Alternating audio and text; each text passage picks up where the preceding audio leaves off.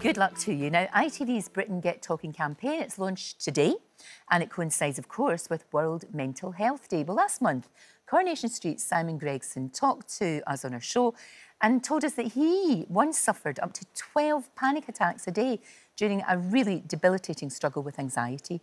Today, he's catching up with our Tyler to highlight the importance of just talking. I've struggled with my mental health. I've struggled with my mental health.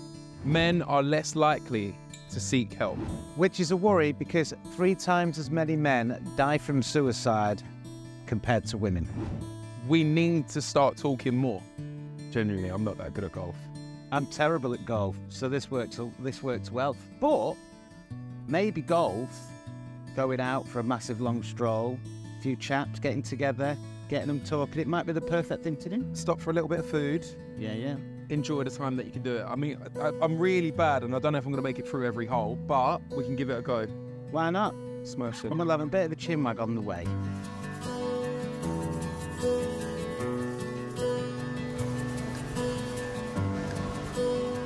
It's either going to be great or awful. I'll show you. Whoa, hello!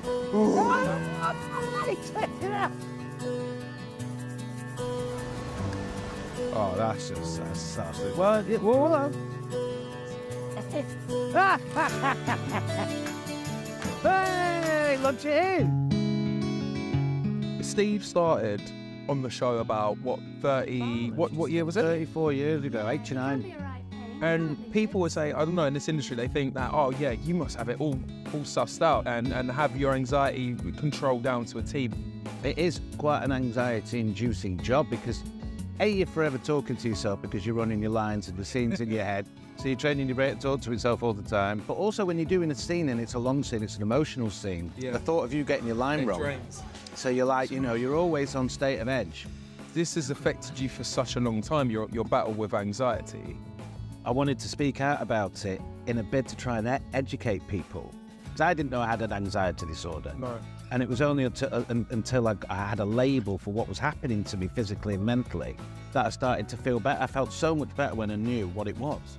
For me, one of the things that triggered my anxiety was some of the childhood trauma that I went through. Some of the things like I witnessed a murder and, you know, I've gone through like losing so many family members. How long did it take you to get over that, and how did you get over it? I think it's coming to the realization that I'm not over it. Yeah. For example, last year when I was on Strictly Come Dancing, everybody would always say to me like, oh, Tyler, you're so happy, you're so smiley, like your vibe, your energy and this, that and the other. But behind the scenes, I was like, no, absolutely not. I'm at a real low point here and there's only certain few people that I could talk to. I don't know about you, but when I was suffering with mine, I felt like I was me inside, but he would not come out. I was so frightened to do stuff like this or any kind of other job apart from my comfort zone job, because I was so worried that people wouldn't see me. There was a quote that I read before and it was like, you need to attack your fears daily. And the moment that I attack my fears daily is the moment that I step outside my comfort zone that little bit more. I also think it's great to talk about your feelings with people because it kind of triggers them as well. They're like, you know what, I felt like that, or I feel like that. And then they get talking because as blokes, we just don't talk. People go, oh, come on, man up.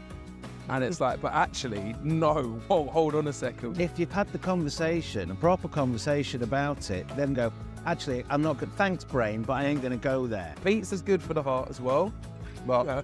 I've gone for the 17 different cheese option. Speaking with Simon was enlightening. He is somebody that I've seen on my TV screens for so many years. And to hear his story and his battle with anxiety made me realise that it don't matter what sort of walk of life you're from, no matter where you've grown up, no matter what job you do, you can relate on so many different levels just by having that conversation. You know, like we've said time and time again, you know, if we can help just one person, then great. If we can help a lot, then even better. What a fascinating conversation between the two of them, and it will be really helpful. You can also find lots of advice and support at itv.com/